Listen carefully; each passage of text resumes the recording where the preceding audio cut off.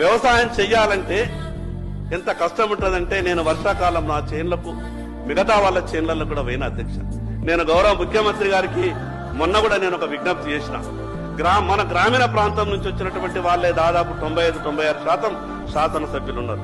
Sir, వర్షాకాలం వ్యవసాయం చేయడానికి చేన్లకు పోవాలంటే రోడ్లు ఉండయి సార్. ఎరువులని నెత్తి మీద ఎత్తుకొని పోతే గాని, ట్రాక్టర్ తోని గాని, ఆటోలు గాని 4 ఎరువుల బస్తాలు వేసుకొని వ్యవసాయం చేయడానికి చేన్లకు తీసుకుపోతామనంటే పోలేనటువంటి పరిస్థితులు ఉంటాయి. కాబట్టి నేను మీ ద్వారా గౌరవ ముఖ్యమంత్రి గారికి విజ్ఞప్తి చేస్తా ఉన్నా, వచ్చేటటువంటి బడ్జెట్ లో గాని వ్యవసాయ పొలాలకు, వ్యవసాయ చేన్లకు రోడ్లు అనే విధంగా మీరు ఈ కార్యక్రమాన్ని తీసుకురండి.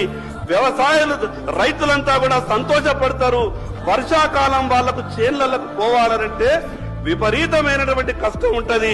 ఎంత బురద ఉంటదంటే ఎట్లు దిగబడతాయి, బండి దిగబడుతుంది. ఎవరినైనా చేన్లకు పనికి పిలిస్తే కూడా ఎవరు రారు.